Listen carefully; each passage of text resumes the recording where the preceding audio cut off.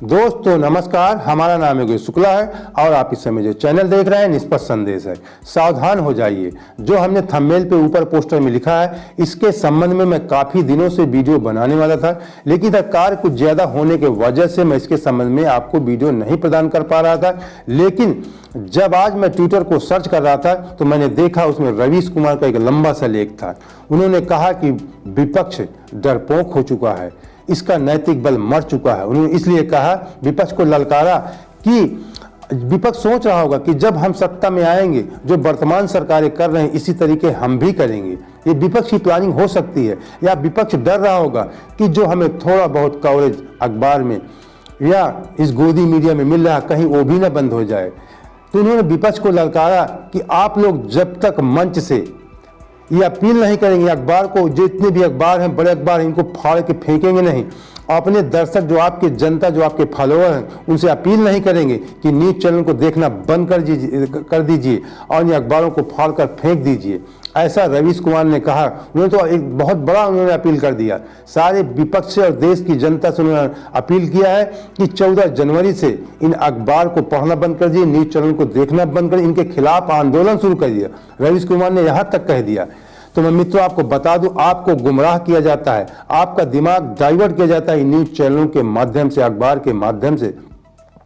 कभी आप गौर करते हैं कि रैलियां सभाएं तो सभी की होती हैं, लेकिन इस गोदी मीडिया, जो गोदी मीडिया देश में पहली बार इन न्यूज़ चैनलों को गोदी मीडिया का नाम दिया गया है।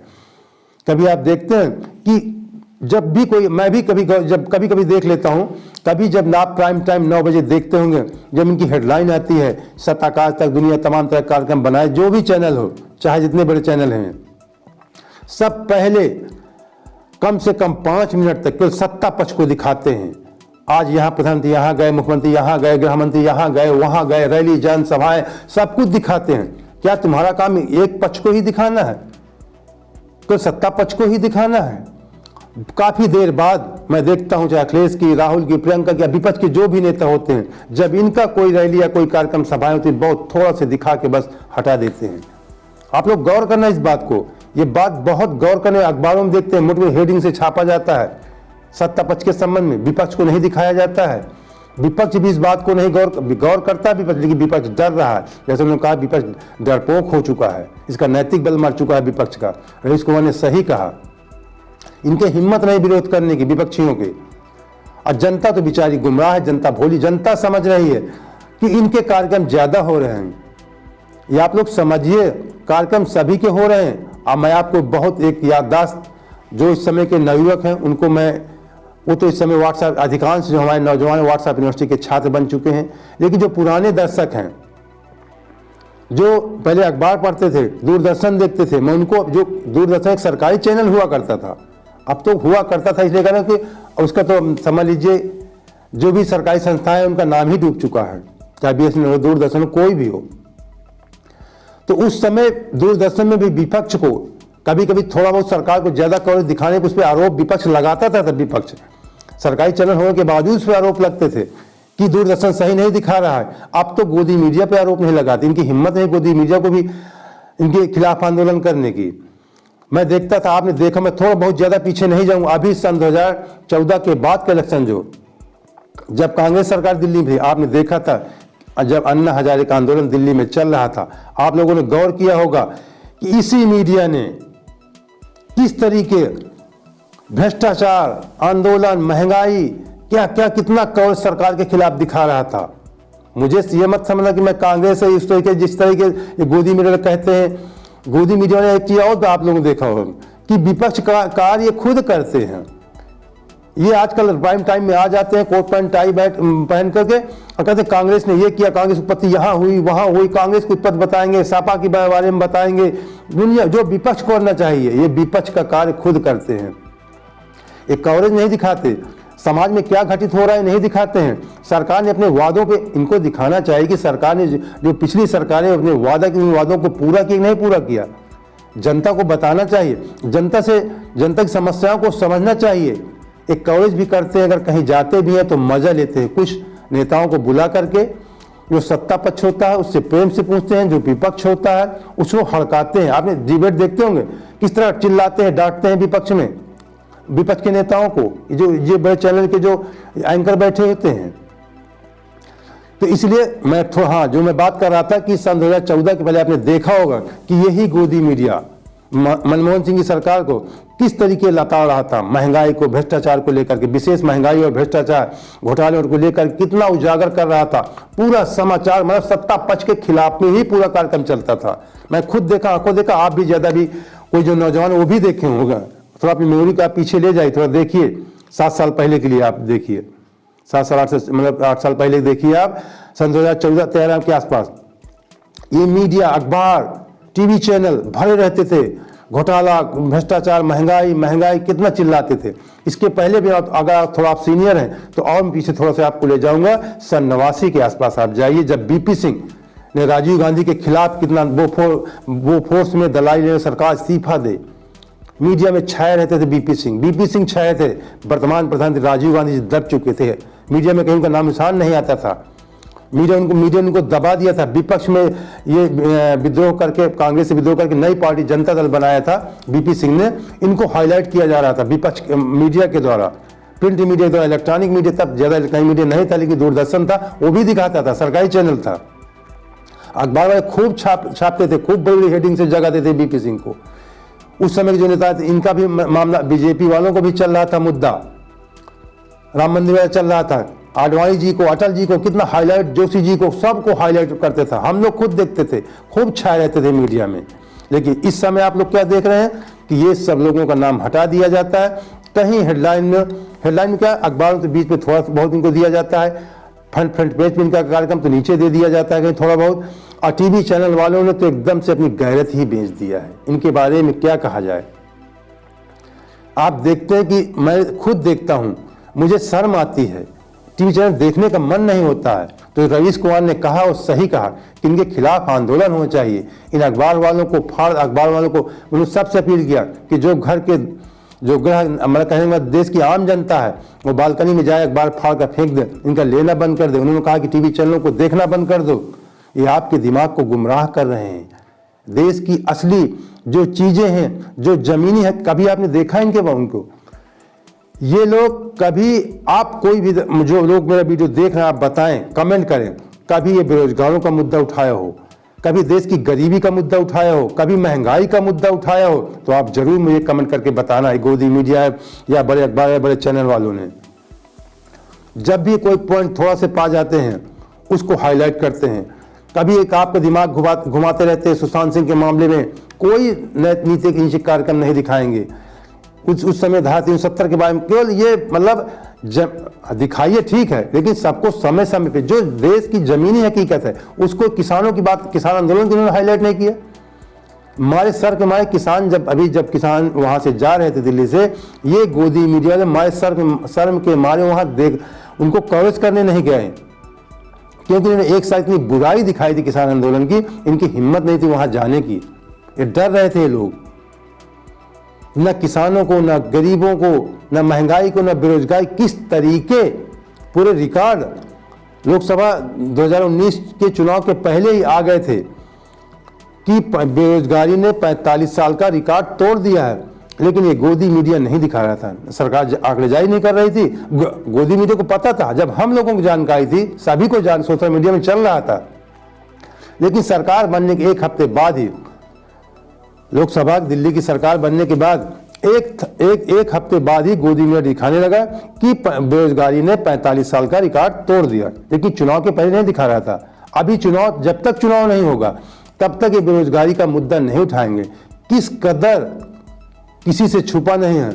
उत्तर प्रदेश में बेरोजगारी के कितने बड़े बड़े आंदोलन चले, लखनऊ में तो बाढ़ आ गए थे, आपने देखा होगा। मतलब जो बेरोजगारी हो, दर शहर, चाहे अयोध्या हो, इलाहाबाद हो, कानपुर हो, मेरठ हो, हर जगह किस तरीके छात्रों ने आंदोलन किया, ताली थाली तक बजाई, दिया मोमबत्ती भी बेरोजगारों ने जलाया। पिछले 1-1.5 साल से मैं देख रहा हूं। लेकिन बहुत गजब का वाक्य मैं बता रहा हूं, ये प्रैक्टिकल बता रहा हूं, आपने देखा भी कोई एक साल के अंदर का बता रहा हूं।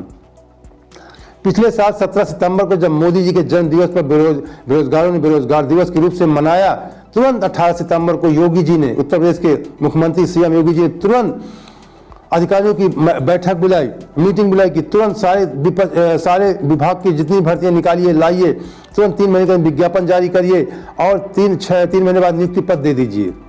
बड़ा मैंने पढ़ा, मुझे बहुत खुशी हुई। 3 महीने के अंदर नियुक्ति पद देना है। पहले मैं लगा 3 महीने के अंदर नियुक्ति पद देना है, ये बाद में लगा 3 महीने के अंदर सारी भर्तियां निकाल कर लाइए, मतलब प्रस्ताव तैयार करिए और अगले 3 महीने में नियुक्ति पद है। 6 महीने में का चलिए चलिए बहुत अच्छी बात है। लेकिन उसके तुरंत बाद इन्होंने प्लान चेंज किया।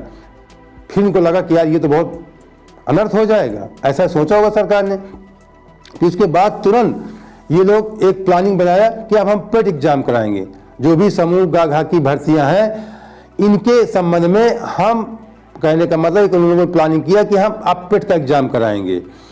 पेट के एग्जाम में इन्होंने कहा कि पहले आप प्रारंभिक परीक्षा दीजिए, फिर जो पेट क्वालिफाई करेंगे उनको जो अन्य परीक्षाएं हैं उन परीक्षाओं के बारे में आपकी भर्ती निकाली जाए। मतलब तुरंत पलटी मार गए, 1 साल का समय बिता दिया इन्होंने। फिर अभी अगस्त में इन्होंने पेट का एग्जाम कराया। आप सब जानते हैं पेट के बारे में। मतलब एक तरह से सभी नौकरी प्रारंभिक परीक्षा जो भी नौकरियां हैं, पेट का एग्जाम कराया। पेट के एग्जाम के बाद ये घोषणा तुरंत भर्ती आएगी, लेखपाल भर्ती आएगी, तमाम तरह की भर्तियां आएगी। मैंने वीडियो बनाया, डाला कि भर्ती आ रही, लेखपाल की भर्ती आ रही। तमाम बेरोजगार बेचारे आस लगाए बैठे थे। समय समय के समाचार जो इनका मीडिया है, अखबार हुआ, उसके माध्यम से ये दिखा देते कि हम भर्ती दे रहे हैं। शिक्षक भर्ती का इन्होंने पिछले साल लोग मई जून में सुप्रीम कोर्ट में कहा कि हमारे पास 52,000-50,000 वैकेंसी शिक्षक प्राथमिक शिक्षक में खाली हैं। उन शपथ पत्र दिया था जब शिक्षक मित्रों का मामला, 69 शिक्षक भर्ती में कटाव का मामला चल रहा था। उन्होंने कहा कि तुरंत हम इनको भर्ती जैसा भी फैसला आता है। फिर उन्होंने कहा कि 57,000 भर्ती हम निकालने वाले। फिर उन्होंने कहा कि मैंने एक वीडियो डाला अभी कुछ दिन 2 महीने पहले कि 22,000 वो 50,000 72,000 73,000 लगभग में बताया कि भर्ती हम करने वाले हैं। योगी सरकार की सबसे बड़ी शिक्षक भर्ती होगी। लेकिन पूरा समय बीत गया, आचार संहिता लग गए, फिर घटते घटते 17,000 निकालने वाले। अभी 2 दिन पहले मैंने वीडियो डाला, उन्होंने कहा तुरंत 17,000 भर्ती दी जाएगी। 22,000 में उधर को सीटें काटा आरक्षण वाले में, फिर कहा कि हम देने जा रहे हैं। शुक्रवार शनिवार को हम शुक्रवार तुरंत विज्ञापन जारी कर दें, लेकिन लोग कुछ नहीं कर पाए। एक भी शिक्षक भर्ती नहीं निकाली। मैं आपको बता दूं, ये 4.5 लाख रोजगार गिनाते हैं, इन्होंने कोई रोजगार नहीं दिया है। शिक्षक भर्ती को ये लोग बताते हैं कि इतने लाख भर्तियां किया। हकीकत ये है कि 1,37,000 शिक्षा मित्रों को जो सुप्रीम कोर्ट के द्वारा इनको हटाया गया, इनको मौका मिला, उसमें से 1,37,000 में इन्होंने अभी कुल 1,37,000 में 22,000 सीटें अभी खाली बची हैं। उसमें भी प्रोपोगंडा दिखाया गया कि 6,800 कुछ सीटें भरी जाएंगी, अभी भरी नहीं गई हैं। क्यों? उनका लिस्ट जारी की गई, आचार संहिता लग गई, सब कुछ फिक्स हो गया वो भी। तो इन्होंने 5 साल में एक भी शिक्षक भर्ती नहीं निकाली। अगर आप लोग गुमराह किया जा रहा हो, हम कहने का मतलब लोकतंत्र के 14 स्तंभ में आपको बता रहे हैं कि इनके गुमराह में आप मत फंसना। आप लोग चुनावी वादे देख करके, चाहे सपा हो, चाहे भाजपा हो, चाहे कांग्रेस, इनके चुनावी वादों को, पिछले वादों को देख करके किस सरकार ने कितने का अपने समय में पूरा किया, उसके हिसाब से आप लोग वोट करना।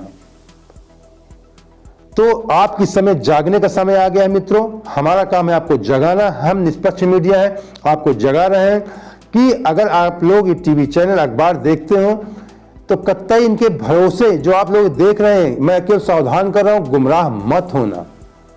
एक साथ में सोशल मीडिया में व्हाट्सएप यूनिवर्सिटी भी चलती है, IT सेल होता है इन पार्टियों का, उसके माध्यम से धर्म के नाम पे, जात के नाम पे खूब प्रोपेगेंडा फैलाया जाए। इससे भी आप सावधान रहें।